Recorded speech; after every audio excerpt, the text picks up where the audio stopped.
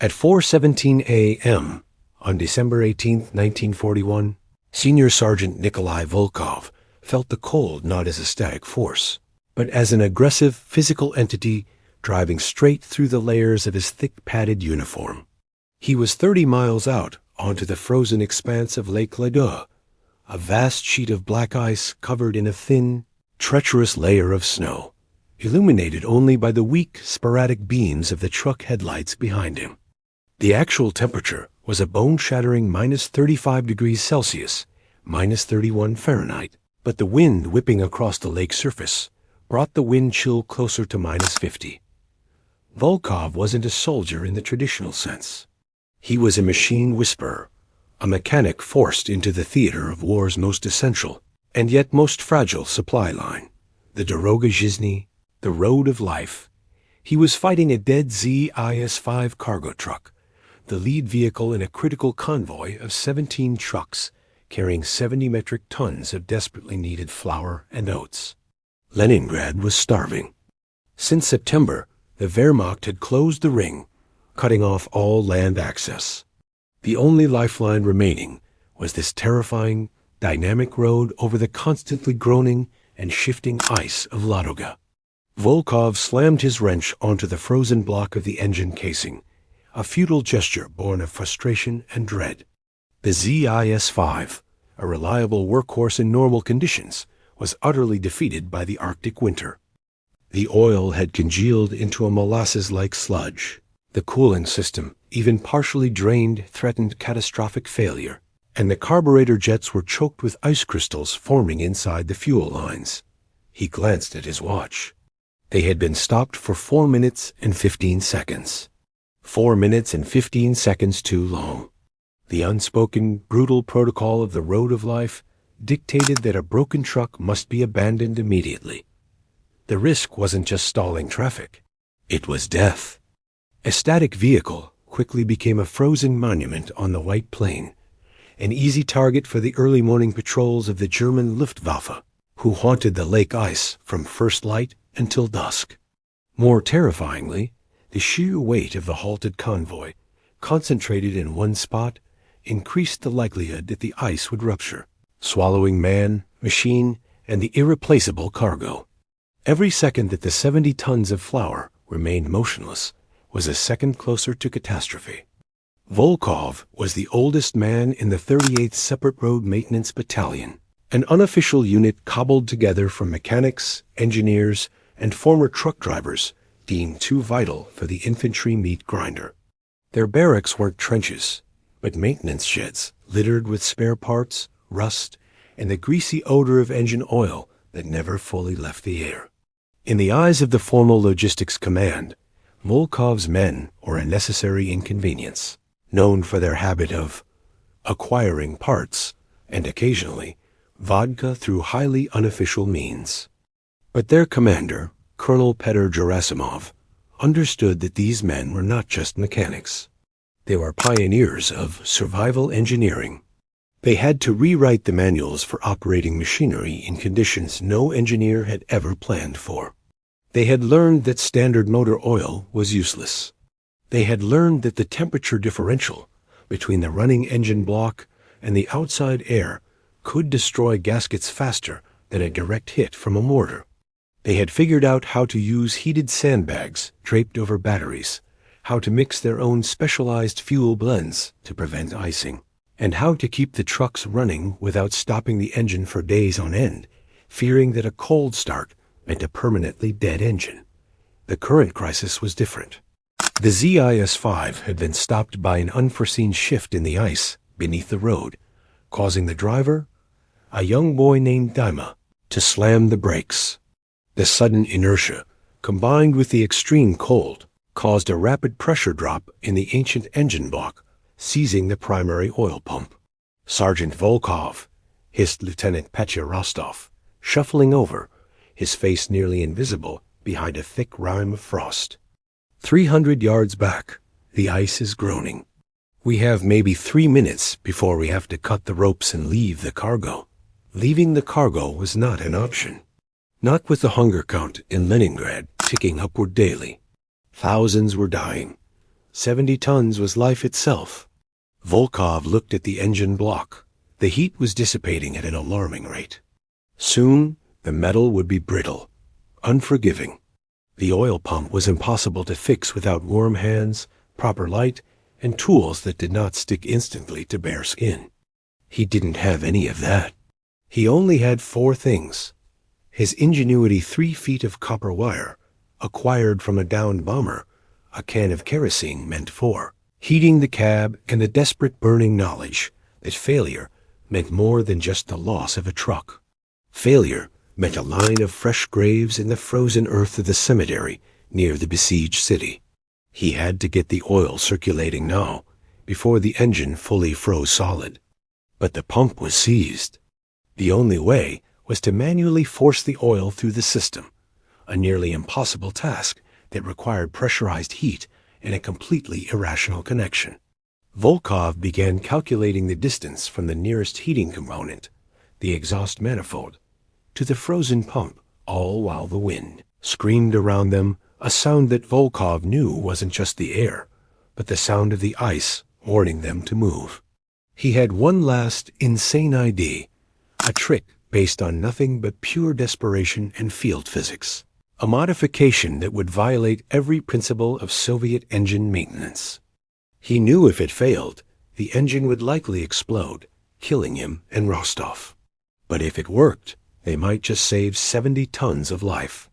Volkov turned to Rostov, his eyes narrowed against the biting wind. "Get me the siphon hose from the fuel tank of the truck behind us, and bring that copper wire. We're going to give the ZIS-5 a bypass heart transplant." 4:21 a.m. The thin ice skin of Lake Ladoga emitted a deep, resonant crack that reverberated through the steel chassis of the ZIS-5. It wasn't the small, sharp snap of surface ice, but the sound of the entire foundation shifting under the immense, combined weight of the convoy. Lieutenant Rostov returned, his breath clouding instantly. He carried a coiled rubber hose stiff, as plastic in the cold, and a spool of repurposed copper wiring, salvaged from the avionics panel of a crashed Soviet P-2 bomber near Volkov. "The crack was 50 yards to port, Sergeant," Rostov reported, his voice tight.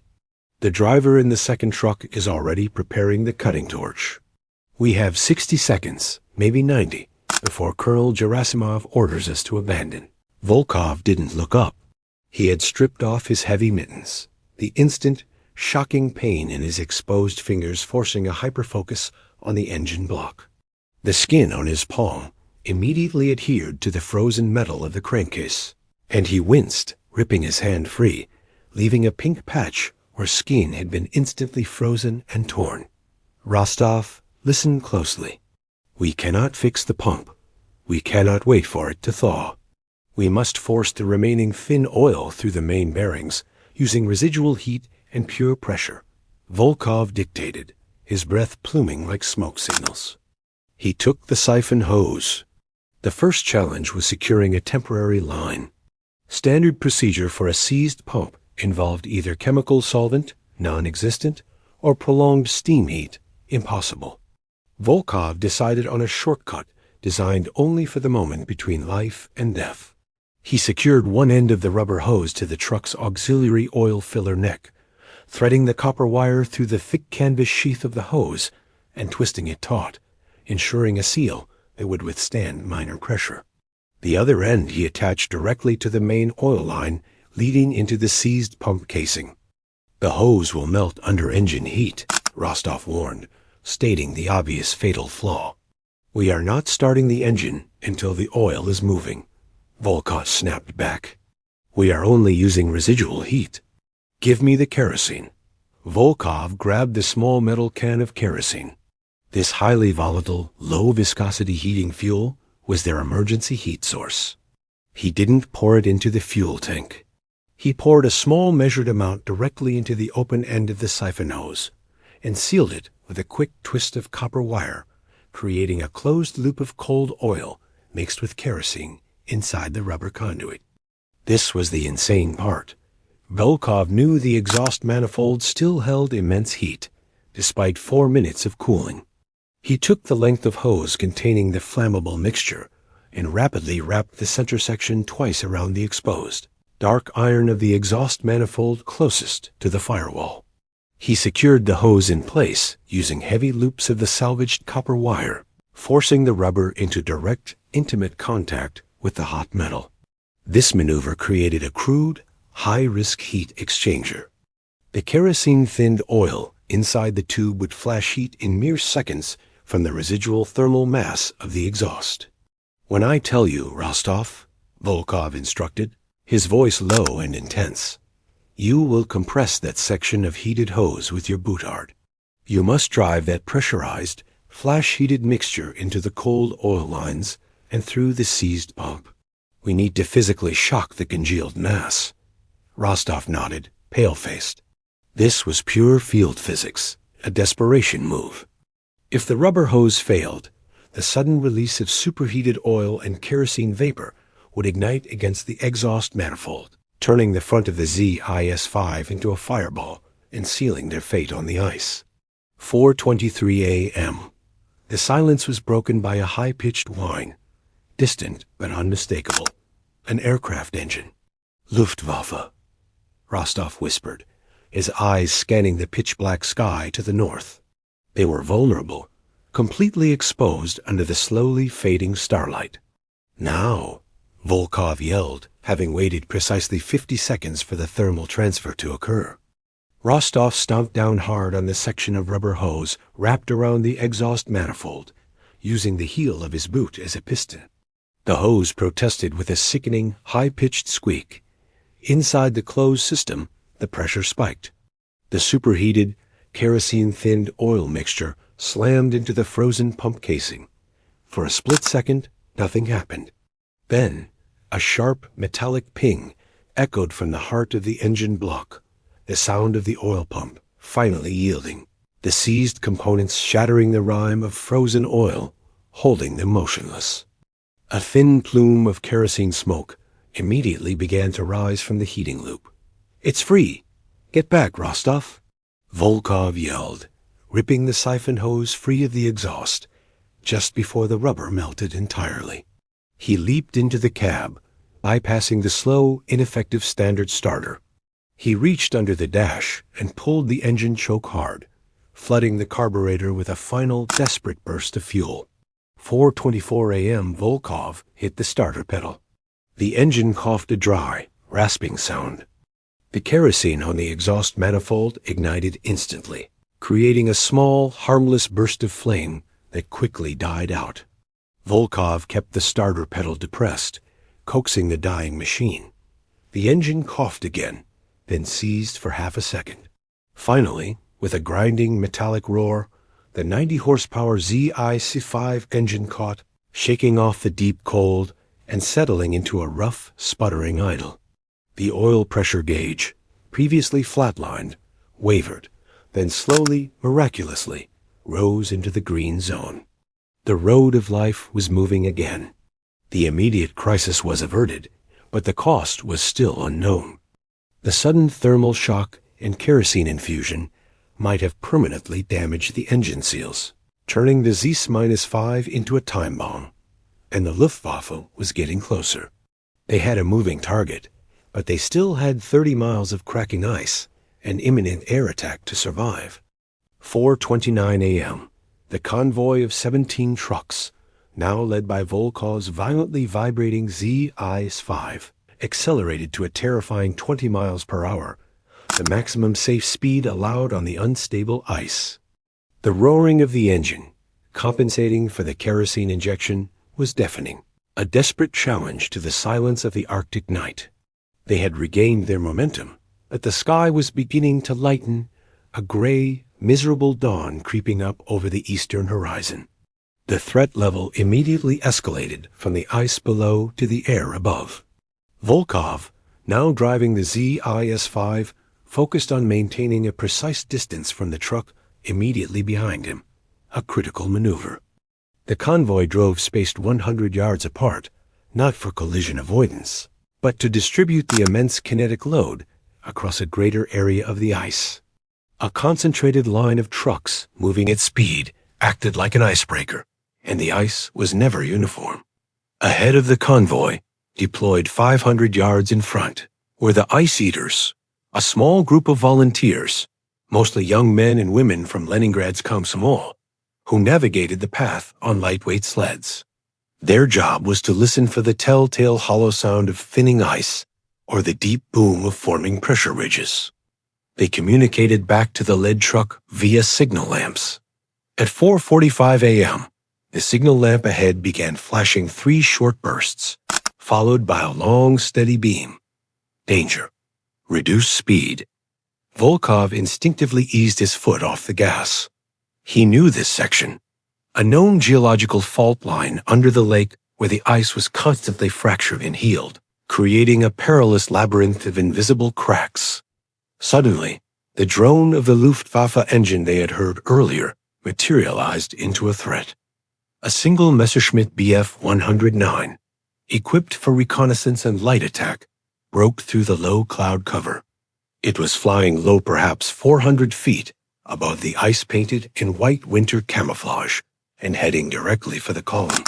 The road of life was thinly protected by static anti-aircraft batteries on the shores, but over the middle of the lake, the trucks were nakedly exposed. Volkov yelled into the cab, ordering his co-driver, Dima, to pull the truck hard left, cutting their momentum and taking them slightly off the main, tracked path. The standard tactic was dispersal, and relying on the extreme cold to hinder enemy machine guns. The Messerschmitt was fast. It dipped its wings, confirming the target acquisition. The pilot, confident in the lack of resistance, prepared for a strafing run. Volkov saw the flash of the plane's machine guns igniting before he heard the sound. Crack, crack, crack.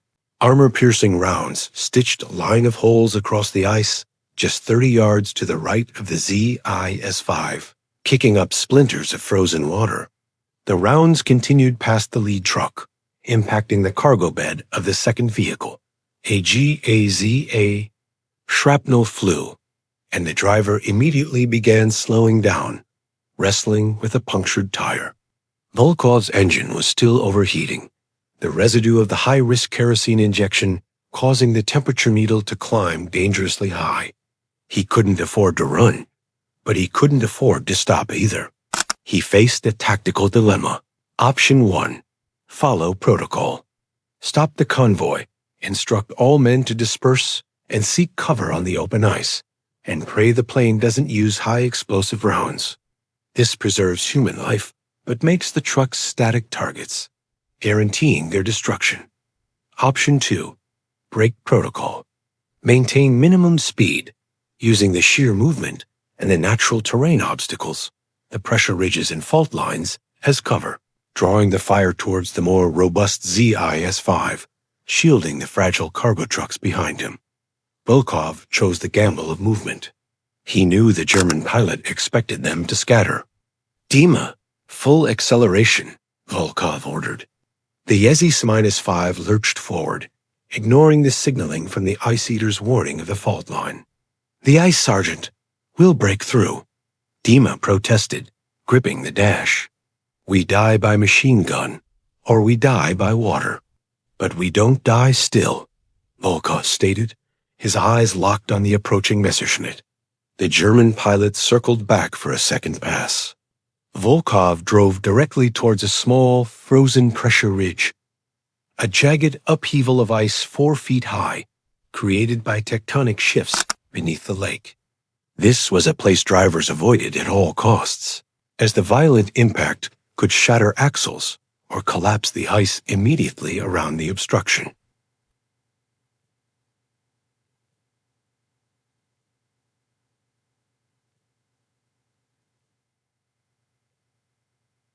And a plane's gunfire precisely at the moment of the burst.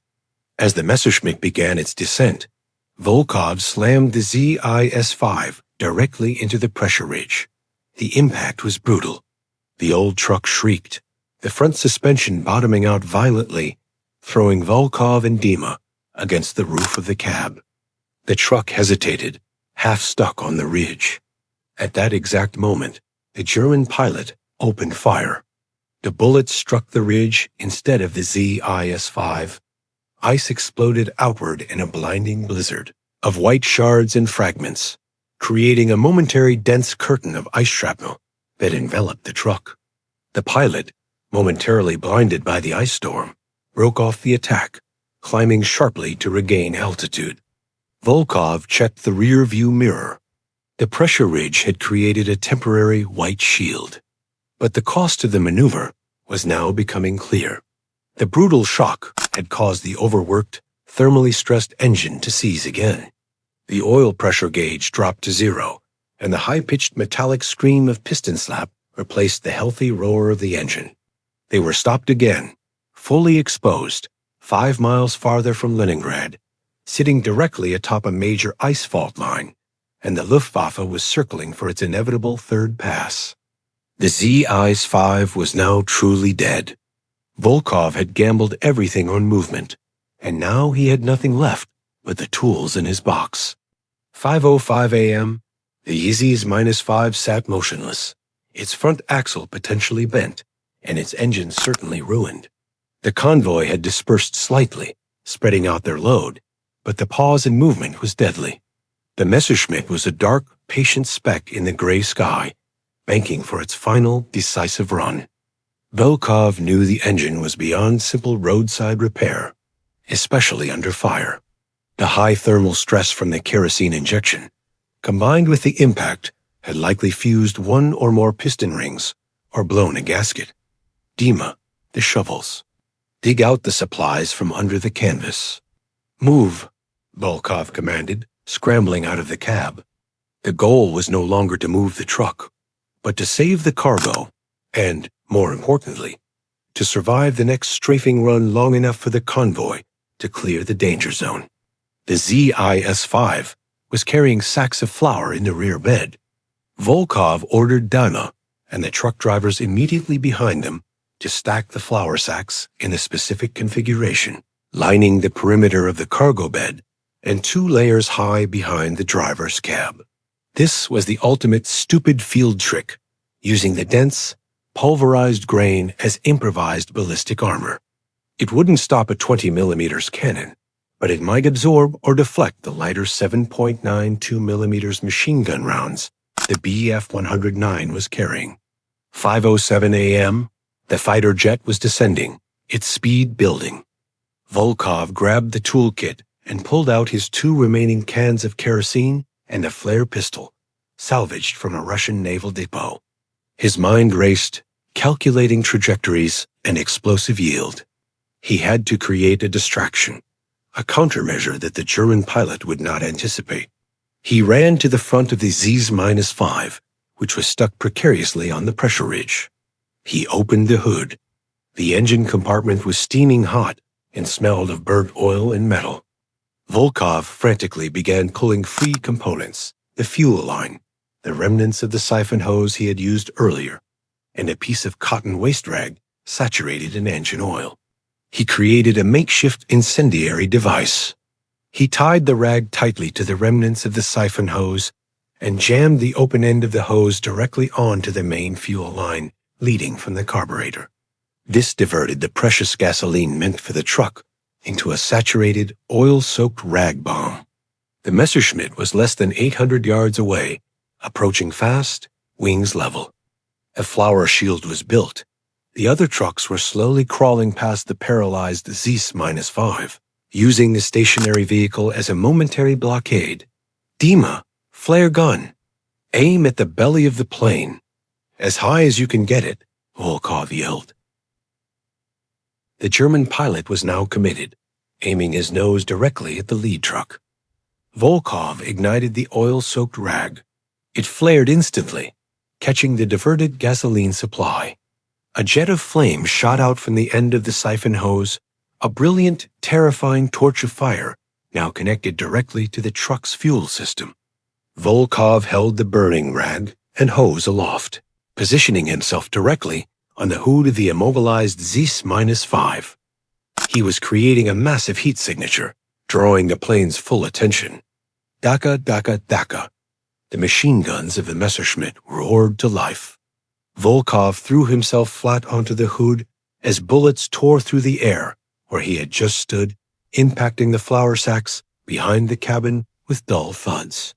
White powder erupted into the air, creating a brief artificial fog screen. As the plane passed directly overhead, 150 feet high, Volkov used his last remaining tool, the 2 cans of kerosene. He unscrewed the lids and, using the fierce momentum of the passing fighter's prop wash, he hurled both cans straight up into the air, aiming for the engine wake. The flare pistol cracked. Dima fired the illumination flare. It was not meant to shoot down a plane, but to blind the pilot. The flare exploded in a burst of brilliant white magnesium light right underneath the Messerschmitt's fuselage. Momentarily disoriented, the pilot pulled up sharply and flew directly through the cloud of volatile kerosene vapor Volkov had tossed up. The searing heat of the plane's own exhaust manifold was enough. Whoosh! The kerosene ignited, not on the plane itself, but in the trailing air. A massive orange fireball erupted directly behind the Bf-109. The explosion was purely atmospheric, doing no structural damage. But the sudden, blinding flash and shockwave convinced the pilot that he had taken critical damage. He yanked the stick, turning hard right, abandoning the attack entirely, and limped away towards the German lines, assuming a piece of Soviet anti-air had finally found him. 5:10 a.m. silence returned, punctuated only by the relieved, panicked breathing of the men and the sizzling of the oil-soaked rag on the hood, which Volkov quickly smothered with snow. The attack was over. The ZIS-5 was truly immobilized. A ruined engine, a busted axle, and a fuel line that had been temporarily converted into a flamethrower. But the cargo was safe, and the rest of the convoy, carrying the 70 tons of life, was now 500 yards ahead and moving toward the relative safety of the eastern shore. Volkov knew the road of life demanded absolute sacrifice. He looked back at the retreating convoy and then down at the ruined ZIS-5, sitting uselessly atop the fracturing ice. He had saved the mission, but he still had to save himself. If you think what Senior Sergeant Volkov is doing here is insane, hit like. It's a tiny way to honor what he and the mechanics of the road of life went through and help this story reach more people. Subscribe for more untold history from the front lines of World War II. Now, back to Volkov and the dead ZIS-5.